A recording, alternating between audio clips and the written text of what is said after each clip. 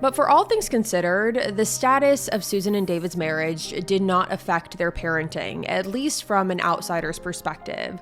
Both Susan and David were said to have been amazing parents. Susan in particular was constantly praised for how she raised her sons. She was incredibly hands-on, incredibly patient, and incredibly loving towards her children, which was why no one could have anticipated what happened next.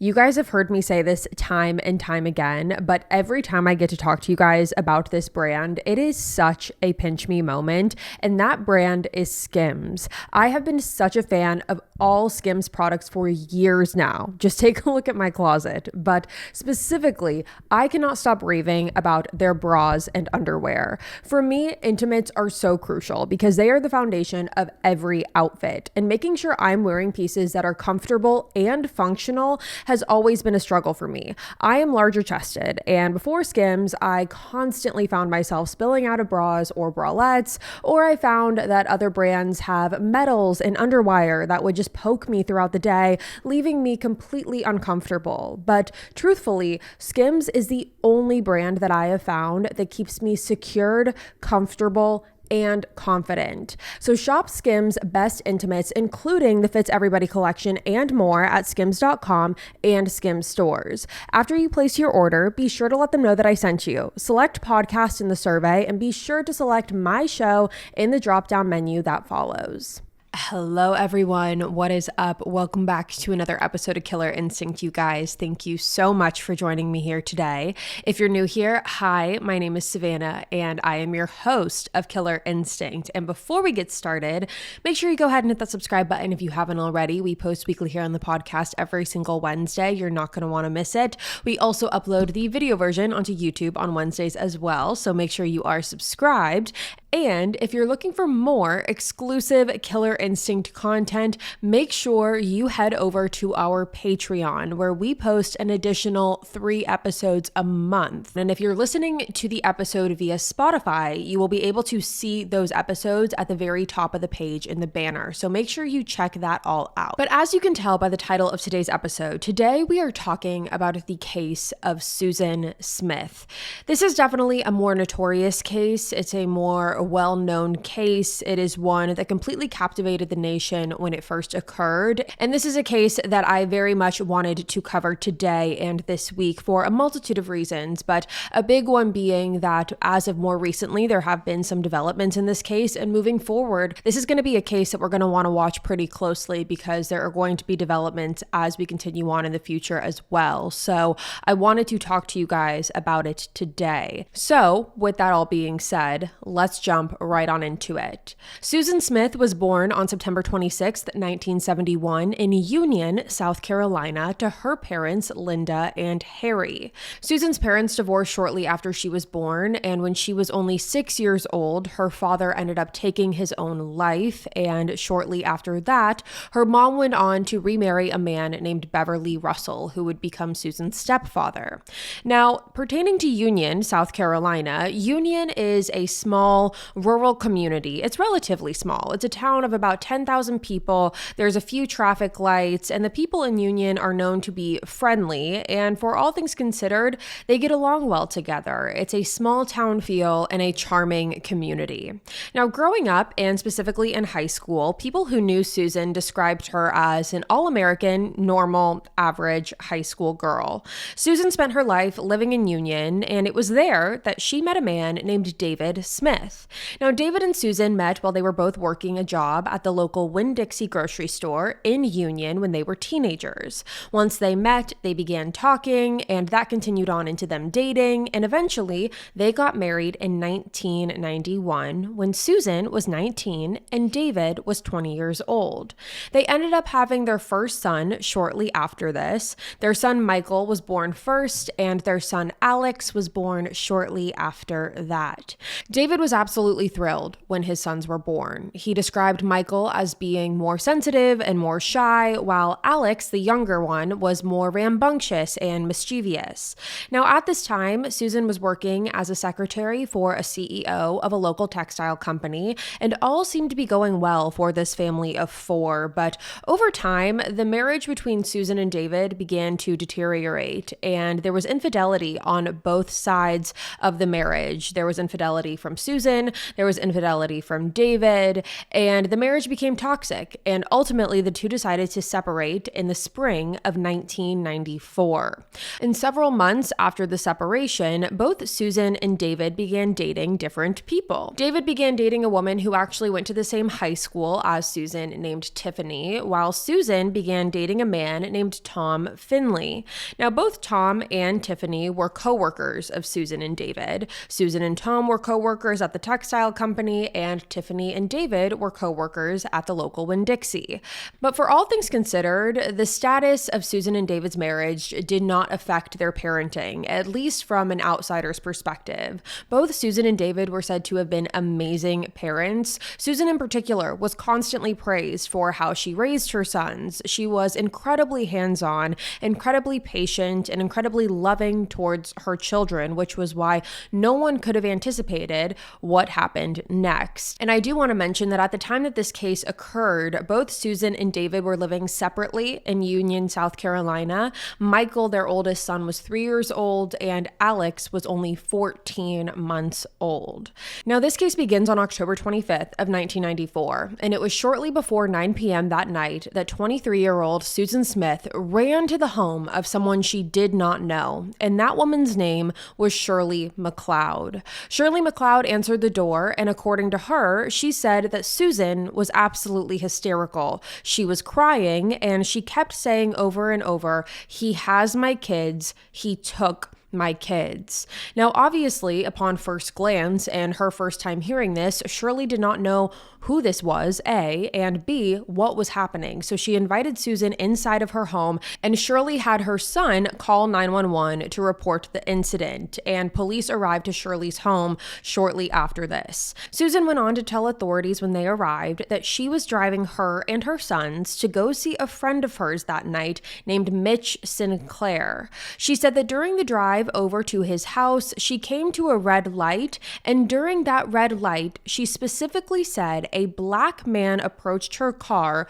forced Susan to keep driving for approximately 4 miles. He then told her to stop right past the sign for a lake in Union called John D. Lake, and then forced Susan out of the car. So Susan is telling police that she was carjacked with her children in the car. She was forced to drive for 4 miles once the stranger got into the car with her and was holding a gun to her. Susan claimed that when the man forced her to get out of the car, she asked if she could take her children with her. However, the man said no because he quote unquote didn't have time for that. Afterwards, he then drove off in her car with her 2 boys, leaving Susan left all alone. Now, Shirley actually only lived a few hundred yards from where Susan said the man drove off in her vehicle. She only lived a few hundred yards away from John D. Long Lake, which again was really the main marking point for where Susan said the man drove off on his own with the kids.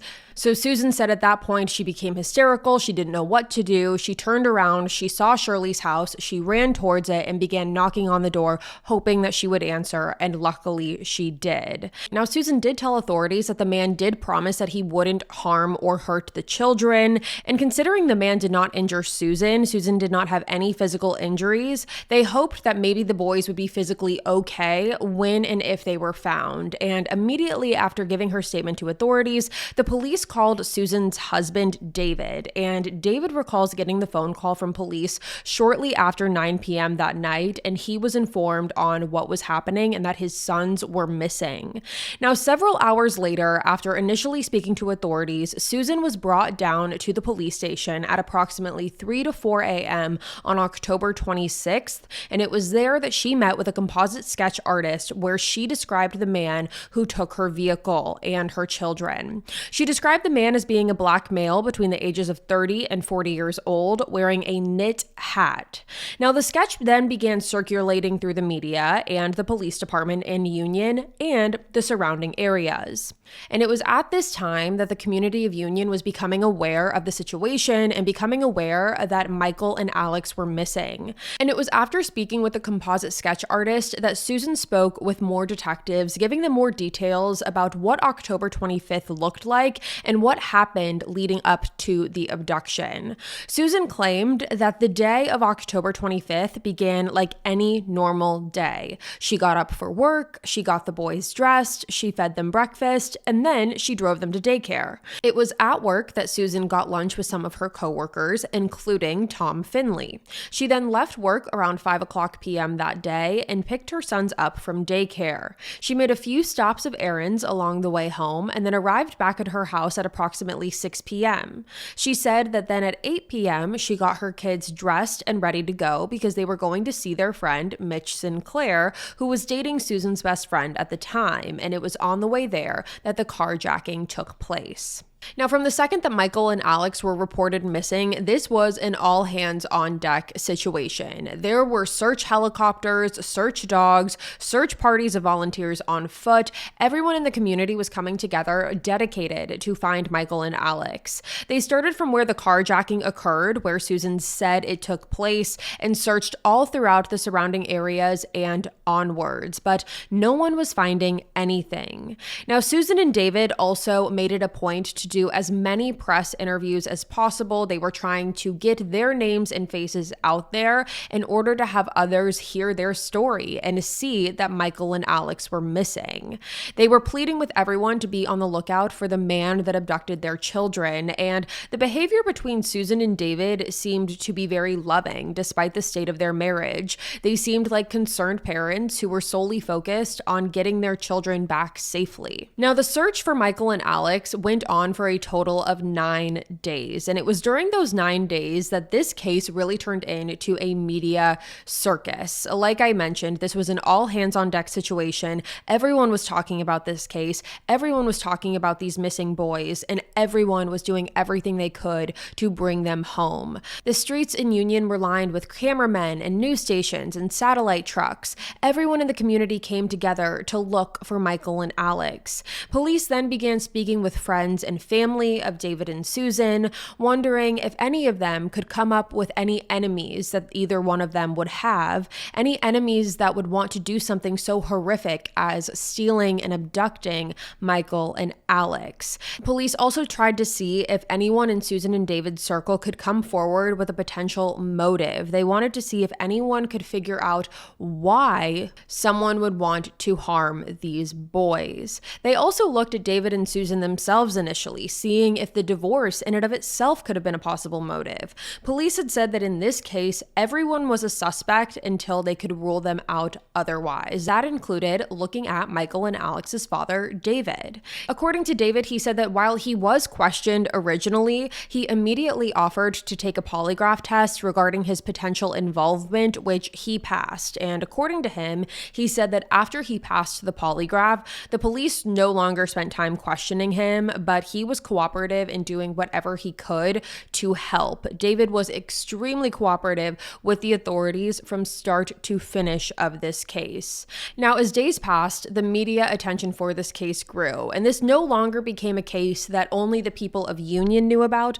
This was a case that everyone in the nation knew about. But from an investigative standpoint, detectives continued to reach dead end after dead end. But while Susan and David were doing press interviews and talking to the media and really doing whatever they could to get Michael and Alex's name out there, behind the scenes, what they did not know was that at the sheriff's department, detectives were really carefully combing through Susan's original statement, and they were trying to verify it to the best of their ability.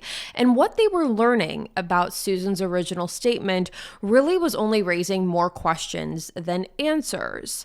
Now, in her original original statement, Susan told authorities that she was carjacked at a red light at the intersection of a street called Monarch Mills, and she specifically told detectives that there were no other cars at the intersection while she was stopped at the red light. She says she was the only one at the intersection, so there were no other witnesses.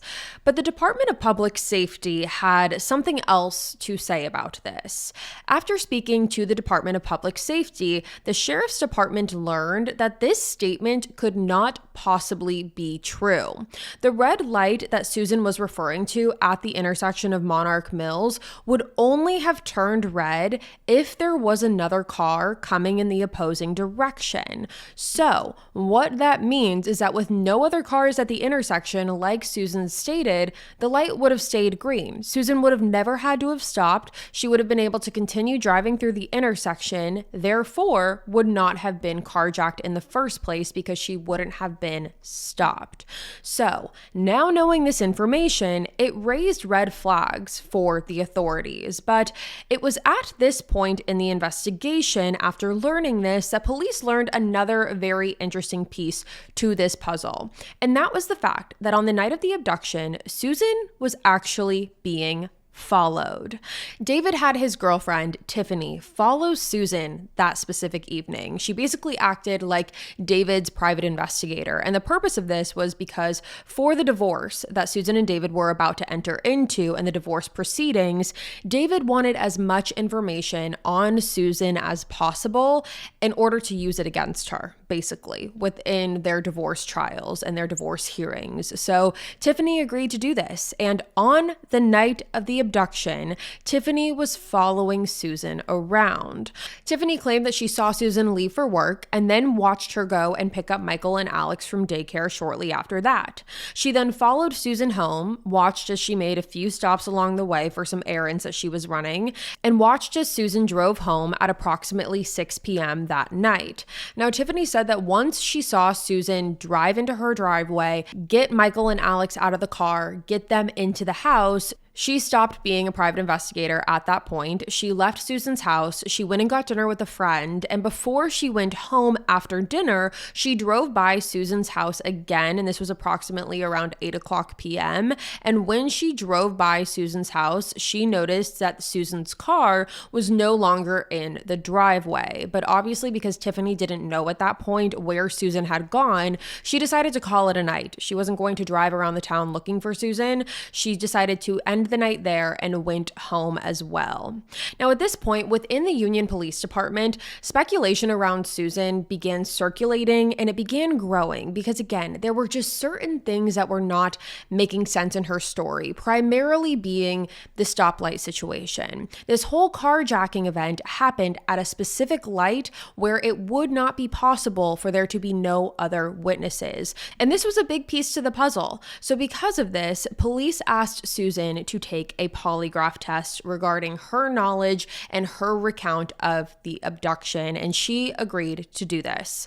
The polygraph examiner's name was Agent Logan, and Agent Logan administered the polygraph test and refrained from giving Susan her results that same day. He only did half of the test one day and was going to continue the rest of the test the following day, and he did not give her her results, and he told her to come back the next day.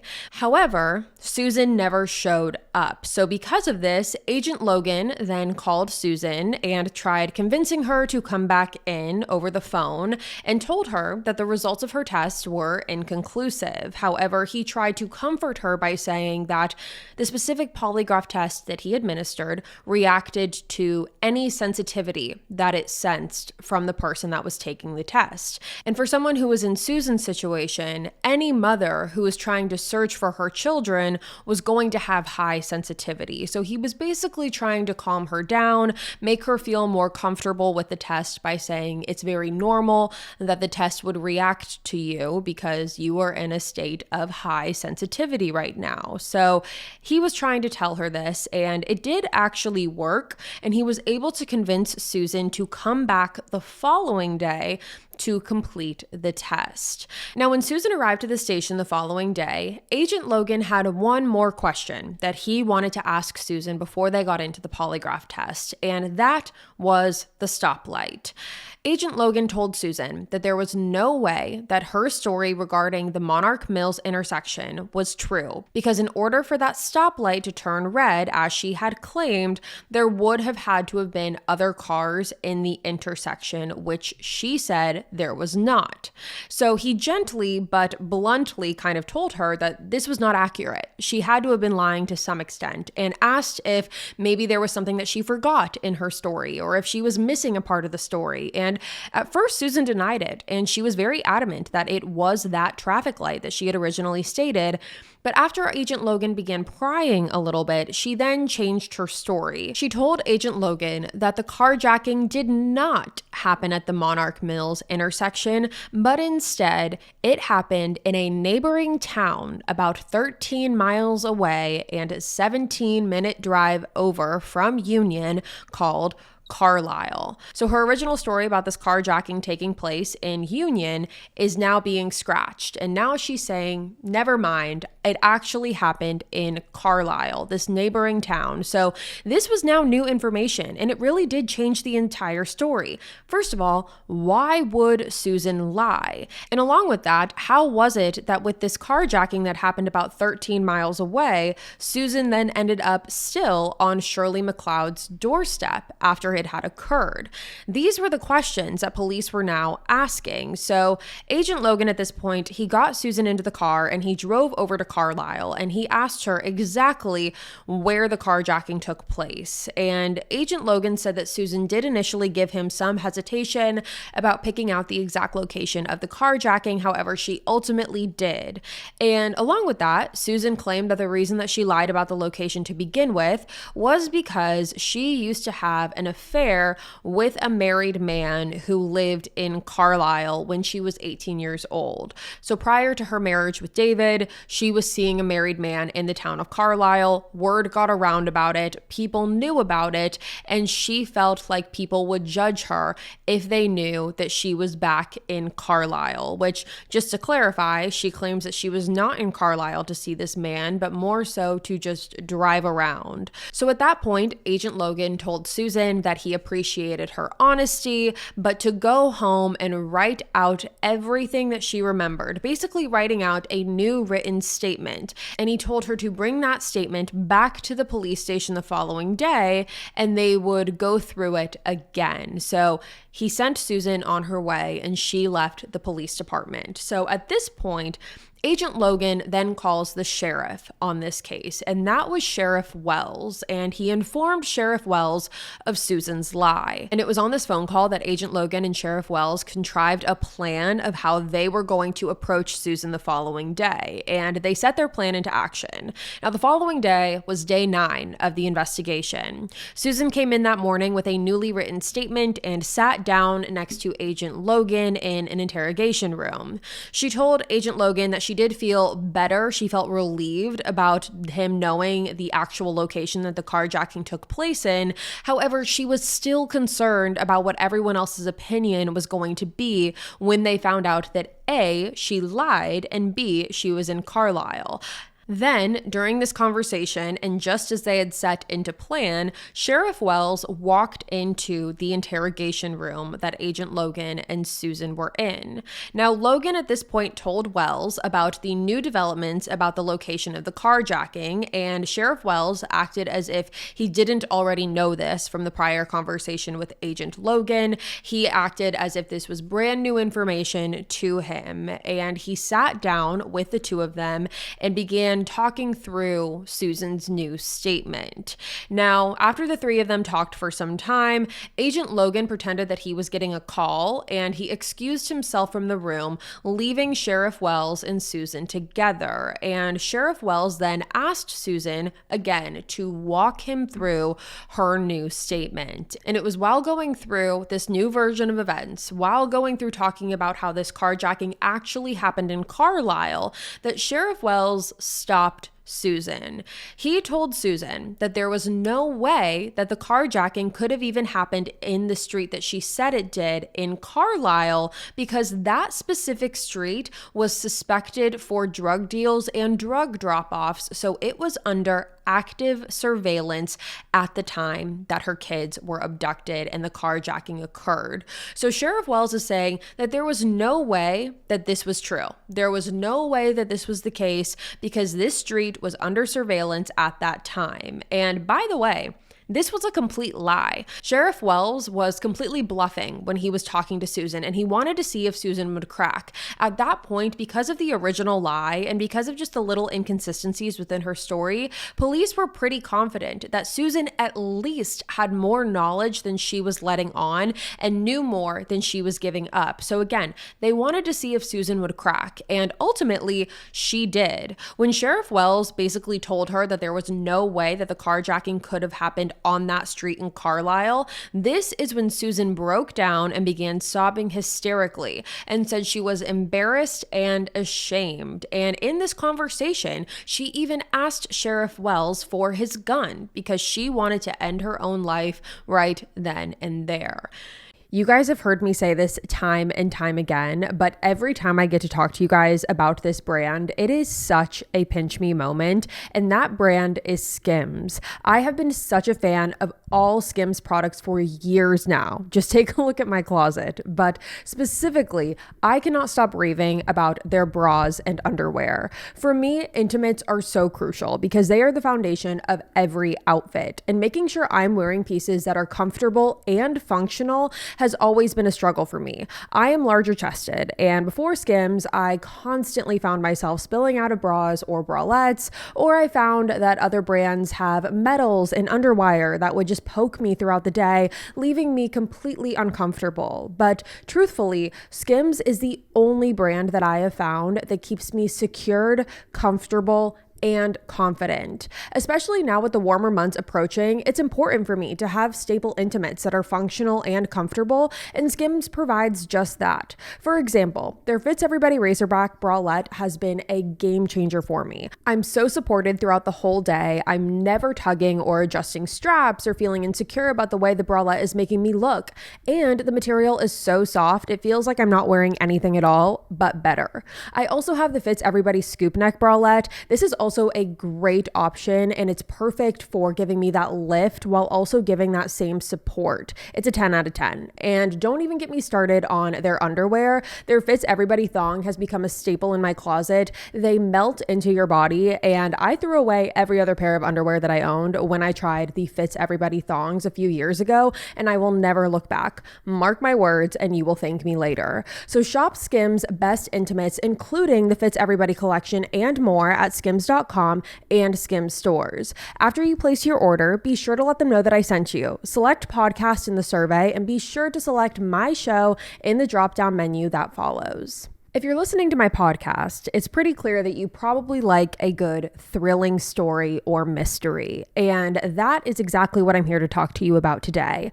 I want to talk to you about a game called June's Journey. June's Journey is a hidden object mystery game that transports you to the glamour of the 1920s with an engaging detective story and a diverse cast of characters. Each new scene pulls you deeper into a thrilling murder mystery, following the journey of June Parker as she unravels the truth behind her sister's death and uncovers long-buried family secrets. Along the way, June's sharp wit and resourcefulness help her navigate tricky situations and solve the problems of those around her. This free-to-download mobile game challenges you to find hidden objects in beautifully designed, colorful scenes. Beyond the mystery solving, you can customize, renovate, and decorate your mansion and garden island, adding a personal touch to your experience. The game is constantly evolving, with new story chapters to uncover and exciting in-game events that offer special rewards. You can play solo or join a club to participate in exclusive challenges and competition. So you can download June's Journey today for free by clicking the link in the description. June's Journey is available on iOS and Android mobile devices as well as PC. Sheriff Wells was very taken aback by Susan's reaction and her response, and he asked her why she would want that, why she would want his gun, why she would want to do that. And Susan at this point said her very first incriminating statement, or majorly incriminating statement, I should say, which was, quote unquote, "You don't understand, my children are not all right." And after that, she began confessing. Susan admitted to Sheriff Wells that she had killed her own sons by keeping them in the backseat of her car and having her car roll into the John D. Long Lake. So essentially, drowning her own children. She told Sheriff Wells that her plan was to murder herself and her children, but she ended up only drowning Michael and Alex in the car instead. She told Sheriff Wells where to look for the car in John D. Long Lake, and after searching that specific area, divers discovered the 1990 Mazda car at the bottom of the lake with 3-year-old Michael and 14-month-old Alex in the back seat of the car. Now, Susan's confession completely cracked this case open, because now not only do we have a confession from Susan, police were able to recover the bodies of Michael and Alex and the car that Susan had, but the question that they didn't have the answer to yet was why, but we will get to that in a moment. But I want to talk about the public's response when they learned about Susan's confession and her involvement in her children's murder, because when the news of Susan's confession and finding Alex and Michael's bodies was announced, it left everyone enraged for so many reasons. It was the blatant and obvious reason of Susan murdering her own 2 children, drowning her own 2 children, the manner in which she did it, her murdering her own kids, her lying about it. But also there was an added layer of this, because her trying to lie and blame an imaginary black man for abducting her own children. As you can imagine, it caused a lot of outrage within the community, because Susan was trying to use that as her scapegoat and she thought she would be able to get away with it. Everyone was very angry about this, and Susan's brother Scott actually ended up speaking out to the media after Susan's confession, and he apologized on behalf of him and his family to the black community for his sister's actions. Now, 3 days after the bodies were recovered, there was a funeral for Michael and Alex, and everyone in the community came together to gather around and support the Smith family, and specifically David in particular.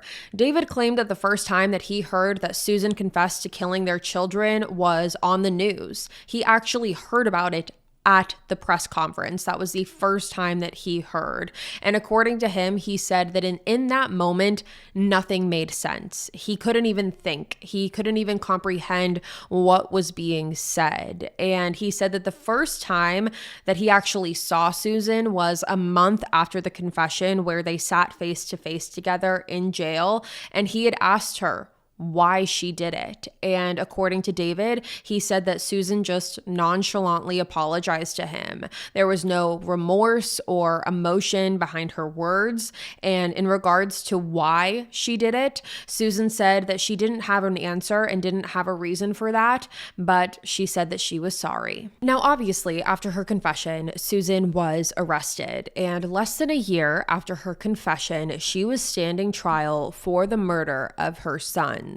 The trial began on July 10th, 1995 in Union, South Carolina. The lead prosecutor on this case was Tommy Pope, and at trial, the prosecution sought out the death penalty. And this was widely argued, and people definitely felt very split on this. Many people felt uneasy about sentencing someone to death, more specifically a woman, and more than that, someone who looked like Susan.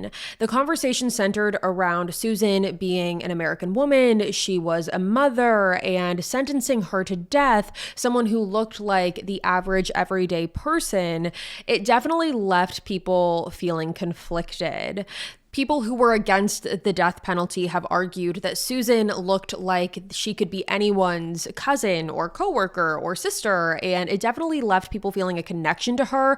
And despite what she did, it weirdly left people feeling a connection to her, and the defense definitely tried to portray her as the all-American woman when she very clearly was not. In the prosecution, Tommy Pope, he said that he was determined to get people to look past the physical appearance of Susan and to do what was just and to do what was right and to focus on her crime and what she did. Now, the defense claimed that they did offer for Susan to plead guilty for an exchange of life in prison. They said that Susan was very willing to do that, but the prosecution was determined to go after the death penalty for Susan. Now, for the prosecution, in regards to the case, in regards to the murder, they claimed that there was obviously no arguing that Susan was guilty of her son's murder. They said that she had already confessed, so there was no trying to argue that. But what they were trying to prove was premeditation. They wanted to prove that Susan had premeditated her son's murder, and to do that, they really needed to prove motive. And that was the big question here leading up to the trial. Why did Susan do this? Everyone obviously knew that she did because she confessed, but trying to figure out why she did it was the bigger question here. And the prosecution was looking for a motive, and they very quickly found one. The prosecution theorized that Susan's motive in murdering her own sons was so that she would be able to be in a relationship with her boyfriend at the time, Tom Finley. It was said that Tom had actually broken up with Susan right before the murders had occurred, which was absolutely devastating to Susan. It was said that Susan was head over heels for Tom Finley. However, there was one problem within their relationship, and that problem was that Tom did not want kids. He didn't want any children, and right there lies the motive. The prosecution believed that Susan killed Michael and Alex in order to be able to continue her relationship with Tom. In the trial, the prosecution even presented a letter that Tom wrote Susan on October 17th of 1994. So this is just a week before the murders occurred, and I'm going to read you an excerpt of that letter. And it says, quote, "This is a difficult letter for me to write because I know how much you think of me, and I want you to know that I am flattered that you have such a high opinion of me. Susan, I value our friendship very much. You are one of the few people on this earth that I feel I can tell anything to. You are intelligent, beautiful, understanding, and possess many other qualities that I and many other men appreciate. You will, without a doubt, make some lucky man a great wife, but unfortunately, it won't be me. Even though you think we have much in common, we are vastly different. Susan, I could really fall for you, but like I have told you before, there are some things about you that aren't suited for me. And yes, I am speaking about your children. The fact is, I don't want children, and I don't want to be responsible for anyone else's children either." End quote. That is a very telling letter. That is Tom painting a picture that the main roadblock, along with what appears to be, it sounds like there were some other roadblocks in there that he didn't really want to get into, but the main one preventing them from being in a relationship was the fact that Susan had kids. Tom didn't want kids. He said it clear as day. He painted that picture very clearly, and he said he didn't want to be responsible for anyone else's. And while that might be a harsh reality for Susan to have heard, it was honest. But at the same time, when you look at the timestamp, you see that that letter was written on October 17th, and Susan's children are dead a week later. It definitely raises question regarding motive. The prosecution painted this picture that Susan Smith wanted to paint herself as the victim in this. If she were to just neglect her children and give her children to David for him to take care of, she would automatically be painted as a terrible mother. Her reputation and her character would be tarnished. But if a carjacker took her children, if someone came and abducted her children and took them from her, she automatically turns herself into a victim, and she's waiting for someone to come rescue her. And that someone would have been Tom Finley. It was also said that on the day of the murders, on October 25th, Susan and Tom were seen on multiple occasions speaking at work. Like I said, they were coworkers together, and it seemed as if the conversations were tense. Susan was wanting to get back with Tom, and again, Tom was just adamant on the fact that he did not want to continue a relationship with Susan. And again, that was on the same day of the murders. Now, the defense, on the other hand, they offered a very different perspective to this. Susan Smith's defense team was led by David Bruck and Judy Clark, and they did not dispute that she killed her children. Again, there was no arguing that, but instead, they argued that Susan was a deeply disturbed, mentally unstable woman who acted out of desperation rather than premeditated murder. They claimed that Susan was a troubled woman who suffered from depression and suicidal thoughts for all of her life, and that she had attempted to take her own life on multiple different occasions. They argued that Susan had a turbulent childhood, she was sexually abused by her stepfather Beverly, and that ultimately led her to a life of depression and anxiety, which just built over time. The defense claimed that the murders happened in a moment of extreme emotional distress, and that Susan had actually intended to end her own life that night, but changed her mind last minute and murdered her children instead. Now, Agent Logan testified in Susan's trial, and according to him, Susan confessed to him during one of their conversations that she had actually made several attempts of rolling the car into the lake, and on every single attempt except the final attempt, she was in the car with her children. So she said that she was also trying to take her own life that night along with her sons. She claimed that she felt like her sons would be better off with their mother and God after they had passed rather than being stuck on earth without a mother. So that is why she felt like it was only right to take all of their lives instead of just her own. Agent Logan said that Susan confessed to trying to roll her car down the hill with herself in it twice, and then on the third time she actually got out of the car, and that is when she released the emergency brake and watched as the car rolled into the lake with her sons inside of it. And according to the forensics team, they claimed that it would have taken that car 6 minutes to completely go underneath the surface. And so it definitely raises the thought that if Susan had any second thought of regret or deciding that this was the wrong thing to do in that moment, she had 6 minutes to run after the car, run into the lake, and try to save her children's life. But instead, she took those 6 minutes and let her children slowly drown. Now, in regards to this whole theory that the defense was trying to paint of Susan being this depressed woman who just had reached her breaking point and she murdered her children because of it, David claims that he does not buy any of it. David said that all throughout his relationship with Susan, never did she show any signs of being depressed. She never talked about it. She never seemed like she was struggling with it. And that's not to say that she didn't, because it could be a silent struggle. However, David said that just overall, the depression story and blaming it on that, he doesn't buy it. Now, the defense also focused on the sexual abuse that Susan endured from her stepfather, Beverly, when she was a teenager. And they really tried to emphasize this to talk about Susan's depression and what led to it. So they were talking about the sexual abuse that she endured, but they also said that in the year leading up to the murder, Beverly and Susan engaged in more sexual encounters. So Susan was still seeing her stepfather on a sexual level. And mind you, Susan and Beverly were still stepfather, stepdaughter. Beverly was still her stepfather at that time. And the defense argued that Susan was very embarrassed about this. She was very ashamed about this, and she felt like this would have been brought up during her divorce trial and she would have been humiliated in front of everyone, which only added to her suicidal thoughts that she was having around the time of the murder. Now, on July 22nd, 1995, the jury began deliberating, and it only took them 2 hours before they reached a verdict. Susan was officially found guilty of 2 counts of first-degree murder, but the trial was not over. Even though the first verdict was completed, the sentencing trial was now underway. Now, there were many people who testified in this specific trial. For the defense, Susan's stepfather, Beverly, testified on her behalf, admitting to the sexual abuse between him and Susan. Other friends of Susan testified, talking about how much she loved her children. But for the prosecution, David testified, talking about all of his favorite memories with him and his boys.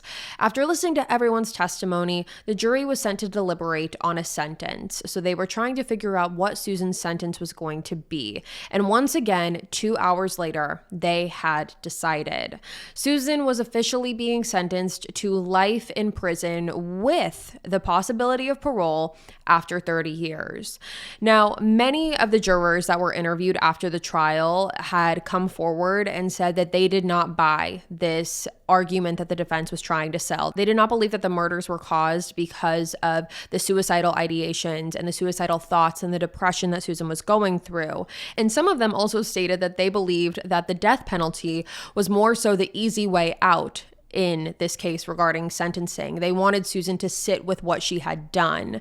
But on the other hand, David was very uneasy with this verdict. He felt very uneasy knowing that Susan was behind bars, and the fact that she was going to get possibly paroled after 30 years was very unsettling for obvious reasons. Now, as far as David's own personal life, he did actually go on to marry Tiffany, his girlfriend, after Susan, and the two of them did have a daughter together on their own and have been living their lives together. And David has still been the front man and the advocate for his sons throughout the entire 30 years and moving forward as well. Now, for Susan, on the other hand, she over the years has got punished for several things pertaining to her in prison. She was punished for having different sexual relationships with prison guards. She was also caught with drugs on multiple occasions, but she also spent her time in prison being a tutor and teaching math to other inmates. Now, while in prison, Susan had never been interviewed. She had never done any media while being an inmate. However, what she was doing was writing letters back and forth to a specific Dateline producer named Carol Gable. In 2004, Carol wrote Susan a letter asking for an interview, but again, Susan was not allowed to do that. But what she was allowed to do was write letters back and forth with Carol, which they have done over the past 20 years. Now, in her letters, Susan has written about her depression, how she's dealt with it her whole life, how she's had 3 suicide attempts since being in prison. She also claims that she is not a horrible person, but a human being who made a horrible mistake.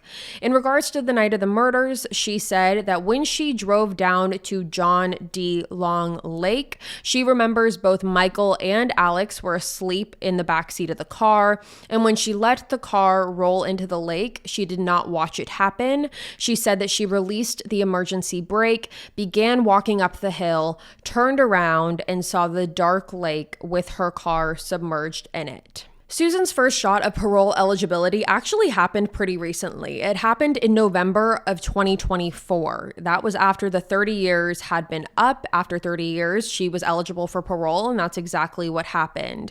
Now, David was front and center at this parole hearing, and Susan appeared virtually in the hearing from prison.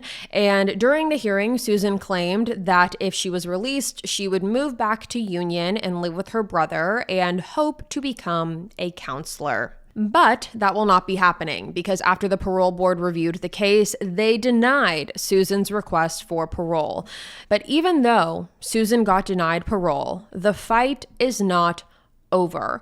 Susan, moving forward, will be eligible for parole every 2 years. So every 2 years, she'll be eligible for parole again. And that's what I was saying about there have been new developments in this case, not only because her first parole hearing was in November of 2024, but also because this is going to be something that consistently happens every 2 years now. But for David, he says that the fight is not over and he plans on being there each and every time to stand up and defend his sons. That's something that's incredibly important to him, and that's something that he has vowed to do. And that, you guys, really is the case of Susan Smith. It's where we stand today on this case. And like I said, this is going to be one that we follow moving forward over the course of months and years to come. It's going to be one that we hear about more frequently because now these parole hearings are going to be happening more frequently.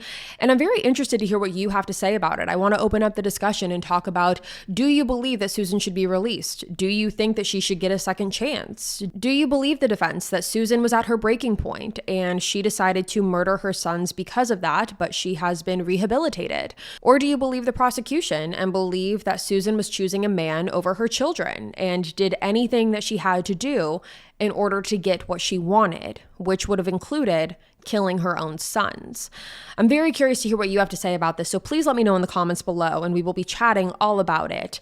But with that being said, you guys, that's going to be all for me today. Thank you so much for tuning into another episode of Killer Instinct. Again, if you're new here, hi, my name is Savannah. I'm your host of Killer Instinct. And again, before you leave, make sure you go ahead and hit that subscribe button. That way you never miss an episode. We post weekly here on the podcast every single Wednesday. You're not going to want to miss it. You can also catch us on YouTube on Wednesdays as well. And like I mentioned, if you're looking for more exclusive Killer Instinct content, make sure you go over to our Patreon where you can find more exclusive episodes over there.